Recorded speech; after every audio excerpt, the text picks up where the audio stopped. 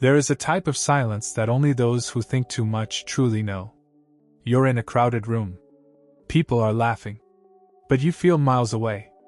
It's not that you're shy. It's not that you're antisocial. It's that your brain processes the world at a frequency most people don't even know exists. While others discuss the latest reality show, you're analyzing their body language, the emptiness in their words, the fragility of the human ego. Intelligence isn't just a gift. In a superficial world, it is a sentence of isolation. Today, we're going into the basement of your mind. I will reveal the psychological mechanics behind the loneliness of the hyper-aware.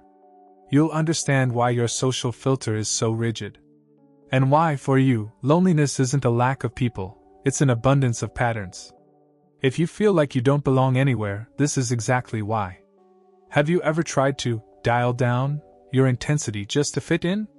You simplified your thoughts. You swallowed a profound observation because you knew no one would get it.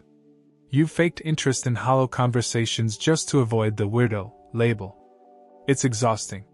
It's like an actor playing a mediocre role on a stage that's too small. The result?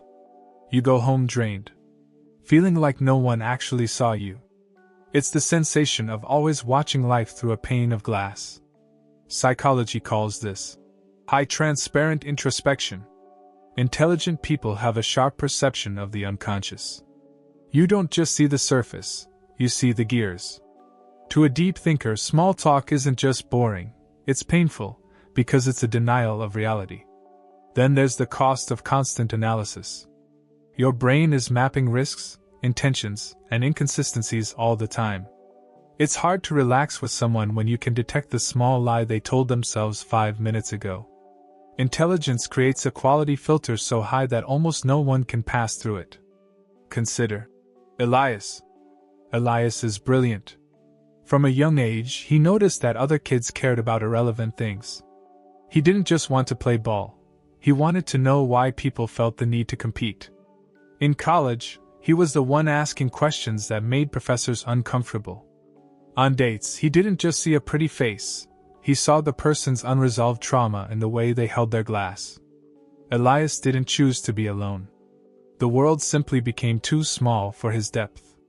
He became an observer, not a participant. And the price of his clear vision was the coldness of his solitude. If you identify with this, you need to follow 3 steps to avoid being consumed by your own shadow. First, accept the asymmetry. Stop expecting most people to have your depth. You don't expect a fish to fly.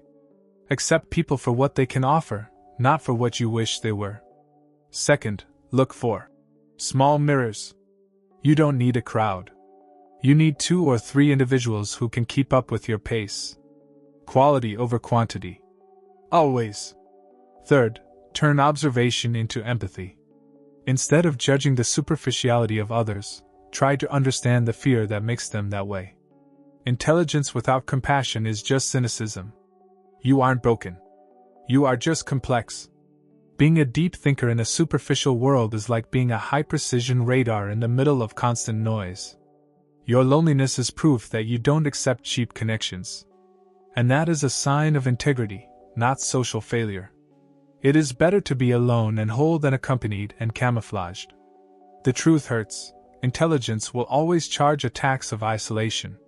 But there is a line between being a conscious observer and becoming a prisoner of your own mind. Are you in control of your loneliness? Or is it starting to distort who you are? Keep your eyes open and your mind protected.